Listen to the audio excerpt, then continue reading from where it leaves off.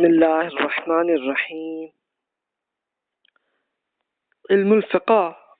کی اسٹڈی کرتے ہوئے ہم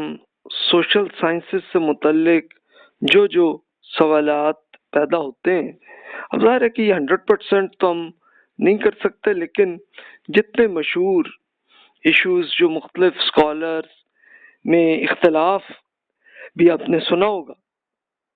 تو وہ ہم مسلسل اب تک ڈسکشن کر رہے تھے۔ تو آج ہمارا ٹاپک ہے رسوم اور رواج۔ اس کے لیے ایک ایگزامپل، جیسے بدعت سے متعلق کیا چیز ہے، اس میں کیا غلط ہے اور کیا درست ہے۔ اس طرح سالگرہ ہے، عید میلاد النبی ہے، فال نکالنا اور اس طرح کی رسمیں اور یہ کچھ ہے، تو یہ کیا دین میں کچھ یہ جائز ہے یا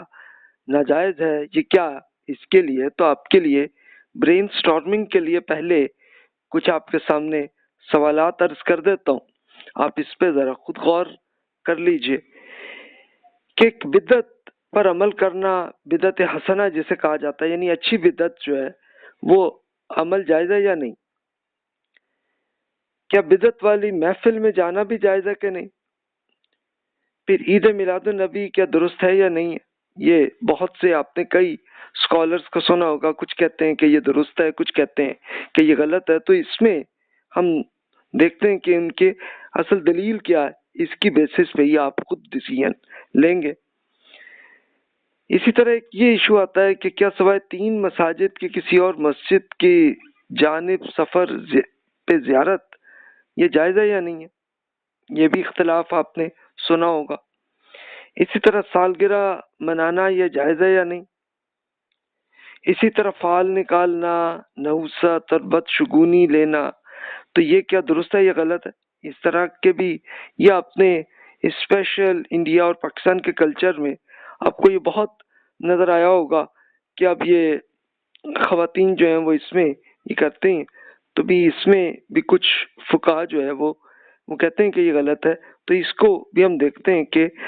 اس میں دین کا کیا حکم ہے اور کیا نہیں ہے۔ اسی طرح پھر ایک اختلاف یہ چلتا ہے کیا گھر میں کتا رکھنا جائز ہے یا نہیں؟ پھر جانوروں اور انسانوں پر میڈیکل ریسرچ کیا جائز ہے یا نہیں؟ یہ ایک ماڈرن ایک ایشو آج کل آیا ہے کہ جیسے اب میڈیسنز کے لیے کچھ وہ جب ریسرچ کرتے ہیں سائنسدان تو جانوروں پہ کرتے ہیں، انسانوں پہ کرتے ہیں، تو اس پہ بھی یہ آتا ہے کہ یہ کیا درست ہے یا نہیں ہے۔ تو یہ آپ کی برین سٹارمنگ کے لیے کوشچن سے ایک بار پھر آپ سے یہ یاد بس کرا لوں، آپ پہلے سن ہی چکے ہیں کہ اجتہاد کا مطلب یہ ہوتا ہے کہ فقہ کی ریسرچ کرنا، تو اس کے لیے پورے جو تمام اسکالرز میں ایک ہی طریقہ ہے کہ اس کے لیے ہوتا ہے کہ پہلے تو ایشو دیکھ لیں، کوشچن دیکھ لیں کہ اس کا دین سے تعلق ہے یا نہیں ہے، پھر اپنے بینیفٹ اور اپنے تعصب کو چھوڑ دیں اور بالکل انڈیپینڈنٹ ہو کر سوچ کے آپ فرقہ واریت کو چھوڑ کے پھر کھلے ذہن سے آپ سوچیں، قرآن مجید کا شروع سے آخر تک آپ اسٹڈی کریں، سنت متواترہ کی جو رسول اللہ صلی اللہ علیہ وسلم کی ہزاروں احادیث میں آپ کو مل جاتی انفارمیشن، وہاں پڑھ لیں، پڑھتے ہوئے دیکھیے کہ اچھا قرآن مجید کی یا احادیث کے اندر کوئی اگر ترجمے میں کوئی آپ کو کچھ کنفیوژن آ رہی ہے تو دوسرے اسکالرس کا ترجمہ بھی پڑھ لیں، اور پھر اس کے بعد یہ دیکھیے کہ اس میں دین میں کیا احکامات ہیں۔ تو اگر سوال کا جواب قرآن اور سنت میں ہے پھر تو یہ دین کا حکم ہے، اور اگر سوال کا جواب حدیث میں ملے اور اس میں صرف کوئی ایک ہی حدیث میں یہ آیا تو پھر آپ اور احادیث کی بھی اسٹڈی کریں اور دیکھیں کہ یہ میچ کر کے آپ دیکھیں کہ یہ جناب حدیث کیا اوتھینٹک ہے یا نہیں ہے، یہ ضرور سرچ کر لیا کریں، اور اس کی بیسس پہ پھر آپ کو پورا سینیریو سامنے آ جاتا ہے کہ اصل میں رسول اللہ صلی اللہ علیہ وسلم نے کیا فرمایا تھا۔ اچھا، پھر مختلف اسکالرز جو مختلف ملکوں میں مسلمان اسکالرز فقہا جو ہیں تو ان کی بھی اسٹڈی کر لیا کریں، دیکھا کریں، اگر تو سب 100% ایگری ہیں تو پھر تو اس کا مطلب یہ لگتا ہے کہ جناب اس کا مطلب یہ ہے کہ جناب واقعی یہ کوئی دین کا اس میں انہوں نے جو ریسرچ کی تو یہ مطلب ہے، اور اگر اختلاف ہے تو پھر یہ دیکھیے کہ یہ قیاس جیسے کہتے ہیں، یعنی ایک دین میں ایک چیز کو اگر منع کیا گیا ہے تو اگر اس سے ملتی جلتی کوئی چیز ہے تو اس کو اسکالرز نے اس کو بھی کہا کہ بھی یہ بھی ایسی غلط چیز ہے تو اس سے پھر کریں، یا ایک اگر حکم آیا تو پھر سیم اس سے ملتی جلتی چیزوں پہ فقہا وہ اس کو کہتے ہیں کہ جناب یہ بالکل درست جائز ہے۔ اس کی وہی ایگزامپل قیاس کی جو میں نے شروع سے ہی آپ سے ایک عرض کی تھی کہ جیسے جسٹ لائک کہ جیسے رسول اللہ صلی اللہ علیہ وسلم نے آپ کے زمانے میں سب سے بڑی انویسٹمنٹ جانوروں پہ ہوتی تھی، تو اس میں رسول اللہ صلی اللہ علیہ وسلم نے زکوٰۃ کا ایک فارمولہ وہ ارشاد فرمایا تھا اور اس پہ عمل بھی کروایا تھا۔ وہ اونٹ، گائے اور بکرے، یہی جانور تینوں ہوتے تھے عرب ممالک میں، تو اسی کی بیسس پہ آپ نے فرمائی تھی۔ تو اب ہوا یہ کہ جب مسلمان اور ملکوں میں پہنچے، بہت سے مسلمان ایمان لائے، تو پھر ان کو آیا کہ جناب ہمارے ہاں تو یہ جانور ہے تو کیا اس پہ بھی زکوٰۃ ہوگی؟ تو پھر اسکالرز نے اسی بیسس پہ ہی وہی ریسرچ کی کہ جناب اب رسول اللہ صلی اللہ علیہ وسلم نے جن جانوروں پہ ایک فارمولہ ارشاد فرمایا تھا زکوٰۃ کا، تو سیم یہ اپلائی ہوگا کہ جسٹ لائک کہ جیسے بھینسیں ملی تو اب وہ لگا کہ جناب یہ بالکل گائے سے ملتی جلتی چیز ہے، تو جیسے رسول اللہ صلی اللہ علیہ وسلم نے زکوٰۃ کا حکم گائے پہ فرمایا تھا تو سیم وہی بھینس پہ بھی اپلائی ہوگا۔ اسی طرح اور جانوروں پہ بھی سب نے اسی طرح یہ قیاس اس کو کہتے ہیں کہ اس سے ملتی جلتی چیز پہ وہی حکم اپلائی کرنا۔ تو دیکھیے یہ پورا ایک میتھڈ ہوتا ہے، تو آپ پلیز اسی میتھڈ سے ہی آپ ریسرچ کریں۔ تو آئیے اب ہم اس پہلے سوال سے آتے ہیں کہ کیا بدعت حسنہ پہ عمل جائز ہے یا نہیں ہے۔ اب یہ ہے کیا بدعت کہتے کسے؟ سمپل ورڈ میں آپ یہ کہہ لیں کوئی نئی چیز، انوویشن، بدعت اسے کہتے ہیں۔ اور دین میں کوئی نئی چیز جیسے کوئی نیا حکم یا نیا عمل آ گیا تو اس کو بدعت کہا جاتا ہے۔ بدعت کا مطلب انوویشن، نئی چیز۔ تو اس کے لیے رسول اللہ صلی اللہ علیہ وسلم کا ارشاد کہ جس میں کوئی اختلاف نہیں ہے کسی میں، یہ صحیح مسلم میں ہے، اور بلکہ رسول اللہ صلی اللہ علیہ وسلم نے اپنے آخری لیکچر جو اپنے حج کے موقع پہ فرمایا تھا تو اس میں یہی بات فرمائی تھی۔ تو فرمایا، ارباد بن ساریہ رضی اللہ تعالیٰ عنہ بیان کرتے ہیں کہ رسول اللہ صلی اللہ علیہ وسلم نے ارشاد فرمایا دین میں نئے نئے امور ایجاد کرنے سے بچے، کیونکہ دین میں ہر نیا کام جاری کرنا بدعت ہے اور ہر بدعت گمراہی ہو جاتی ہے۔ اور یہ آپ نے کئی اسکالرز وہ جمعہ کی نماز میں تو وہ یہ بھی بالکل سیم ایسے ہی یہی حدیث کو وہ بیان کرتے ہوتے ہیں، تو جس میں آپ نے یہ الفاظ سنے ہوں گے وَإِيَّاكُمْ وَمُحَدَّثَاتَ الْأُمُورِ فَإِنْ كُلُّ مُحَدَّثَةٍ بِدْعَةٍ وَكُلُّ بِدْعَةٍ ضَلَالَةٍ۔ بدعہ دلالہ یعنی کوئی بھی نئی چیز گمراہی ہوتی ہے، تو اس کو رسول اللہ صلی اللہ علیہ وسلم نے روکا تھا۔ اچھا، فقہا نے جب اس کو اپلائی کرنا شروع کیا تو پھر تھوڑا اختلاف ہوا۔ اکثر فقہا تو یہ کہتے ہیں کہ جناب دین میں کوئی معمولی سی نئی چیز اگر لے آئیں تو یہ حرام ہے، یہ تو گمراہی ہے، اس کی محفلوں میں بھی نہ جائیں کہ جہاں پہ اگر کوئی ایک انوویشن چیز آ رہی ہے۔ اچھا، کچھ ایسے فقہا ہیں جو کہتے ہیں کہ نہیں جناب اس کے دو فرق ہیں، ایک ہوتی ہے بدعت حسنہ یعنی گڈ انوویشن آپ کہہ لیں اسے، یہ درست ہے، جبکہ بدعت سیئہ یعنی بیڈ انوویشن وہ حرام ہے۔ تو اصل میں روکا اس کو گیا، ان حدیث میں روکا اس سے گیا ہے کوئی نئی برائی جو اگر ایجاد کی ہے تو وہ حرام ہے، اور کوئی اگر اچھی چیز کی انوویشن جائز ہے تو اصل اختلاف اس میں ہے۔ یعنی ورنہ تمام اسکالرز پوری امت مسلمہ کے اس پہ متفق ہے کہ جناب دین میں کوئی بھی چیز جو ہے وہ ہم ایجاد کریں تو وہ اس کو رسول اللہ صلی اللہ علیہ وسلم نے روک دیا تھا۔ تو اب آئیے کہ اب یہ جو فرق آیا کہ یہ جناب یہ بدعت حسنہ اور بدعت سیئہ یعنی گڈ انوویشن اور بیڈ انوویشن یہ کیا ہے، تو آئیے اس کی اب ہم اسٹڈی کرتے ہیں۔ پہلے جائز جو فرماتے ہیں تو وہ ایک حدیث اس میں وہ بیان کرتے ہیں، یہ بھی صحیح مسلم کی ہے کہ اس میں رسول اللہ صلی اللہ علیہ وسلم فرمایا کہ جو آدمی اسلام میں کوئی اچھا کام ایجاد کرے گا پھر اس کے بعد اس پر عمل کیا جائے تو جو لوگ بھی اس پر عمل کریں گے ان کے اجر کی مثل اس کے لیے لکھا جائے گا اور خود ان عمل کرنے والوں کے اجر میں کچھ کمی نہیں ہوگی۔ اور جو کوئی اسلام میں کسی برے کام کی طرح ڈالے گا تو پھر اس کی بعد لوگ اس کو اپنے عمل میں لائیں گے تو ان سب کو جو گناہ ہوگا اس کا نامہ اعمال میں لکھا جائے گا، جبکہ عمل کرنے والوں سے گناہ میں کچھ کمی نہیں ہوگی۔ یعنی جو آدمی بھی گناہ کرے گا بعد میں تو جس نے ایجاد کیا ہے وہ گناہ تو اس پہ ہی وہ پوری اس کی گناہ اس پہ بھی آتا جائے گا۔ اسی طرح جو نیکی کا کام کرے گا تو دوسرے لوگ بھی نیکی کریں گے تو اس پہ بھی وہ عمل آئے گا۔ تو اس پہ پھر جو اسکالرز وہ کہتے ہیں کہ جناب بدعت حسنہ جائز ہے، تو اس میں وہ ایک ایگزامپل میں وہ کہتے ہیں کہ دیکھیں جناب یہ تراویح جو ہم پڑھتے ہیں تو یہ رسول اللہ صلی اللہ علیہ وسلم کے زمانے میں تو نہیں ہوتی تھی نا، تو یہ ایک نیکی کا کام ہے، یہ جائز ہے، یہ ٹھیک ہے۔ اسی طرح یہ علم الفقہ جو ہے یہ تو بعد میں ایجاد ہوا ہے نا۔ پھر اسی طرح علم الحدیث یعنی حدیث کو ریسرچ کرنے کا جو میتھڈ ہے جس میں یہ پتہ چلتا ہے کہ یہ اوتھینٹک حدیث ہے یا نہیں ہے، تو یہ بالکل جائز ہے۔ تو وہ اس پہ تو کوئی اختلاف نہیں ہے نا کسی میں، تو اس لیے وہ کہتے ہیں کہ جناب یہ اچھے جو کام ہے تو کوئی ایجاد ہو جاتے ہیں تو یہ پھر ٹھیک ہے،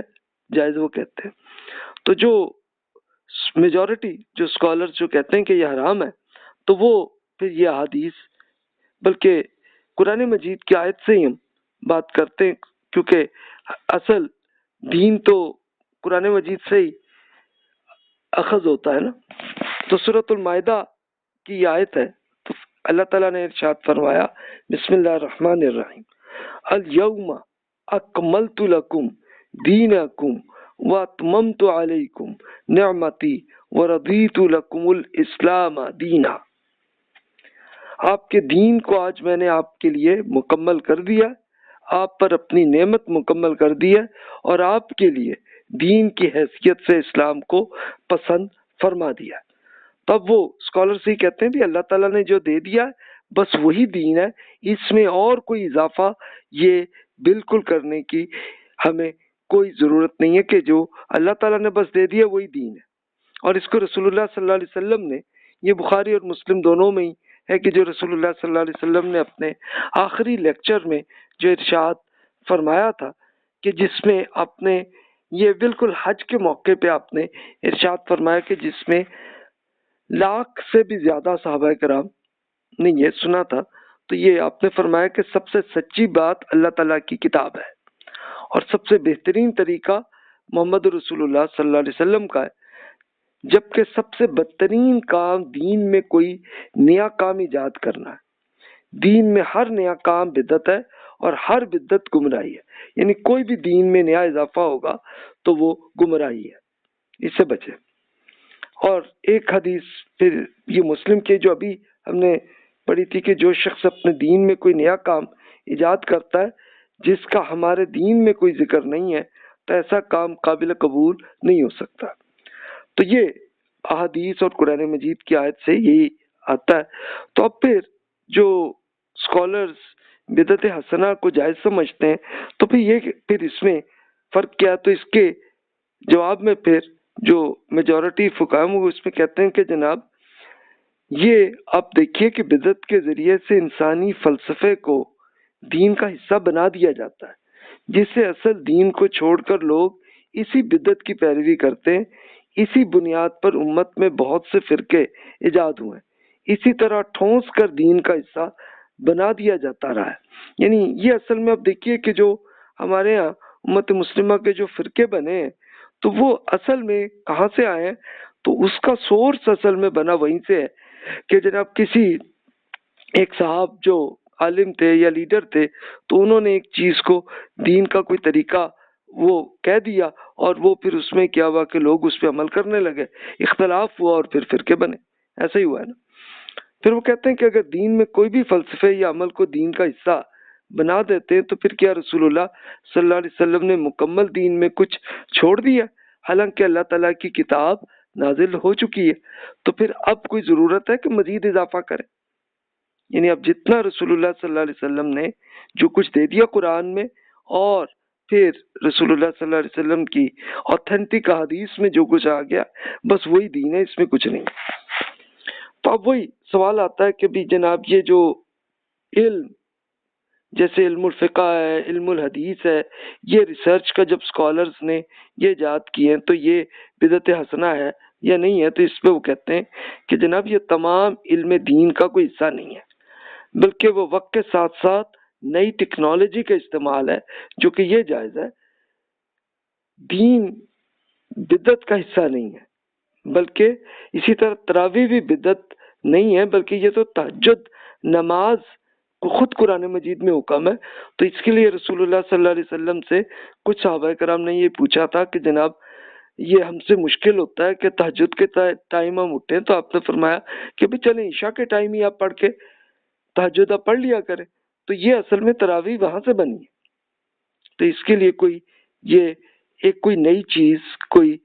دین کا حصہ وہ نہیں تھا۔ اسی طرح علم الفقہ اور علم الحدیث میں صرف یہ ہوا ہے کہ ریسرچ میتھڈ کرتے ہوئے اسکالرز نے جو جو چیزیں اس میں ٹیکنالوجی اصل میں وقت کے ساتھ ساتھ جو آئی، کیونکہ یہ تھا نا کہ رسول اللہ صلی اللہ علیہ وسلم کے زمانے میں تو یہ تھا کہ اس وقت پیپرز کاغذ جو ہیں وہ عام نہیں تھے، اس کے لیے تو اسپیشل امپورٹ کر کے چائنا سے تو وہ کرتے تھے، بہت ایکسپینسو ہوتے تھے، تو اس لیے یہ تھا معاملہ۔ اور اس وقت یہی ہوتا تھا کہ پھر اسکالرز وہ اپنی زبان کے ذریعے یاد کر کے لکھنا بھی ہے تو وہ بہت چھوٹا سا کوئی پیپر مل گیا تو چلو اس میں لکھ لیا، اور اس کو پھر وہ اپنے اسٹوڈنٹس کو وہ بیان کرتے تھے، اور وہیں سے وہ چلتا آیا۔ تو یہ احادیث ایسے چلتی ہیں۔ اسی طرح جو علم الفقہ تو ایسے ہی آیا کہ اسٹوڈنٹس نے جو جو سوال کیے تو ان کا جواب صحابہ کرام رضی اللہ عنہم دیتے رہے، تو یہی تھا معاملہ۔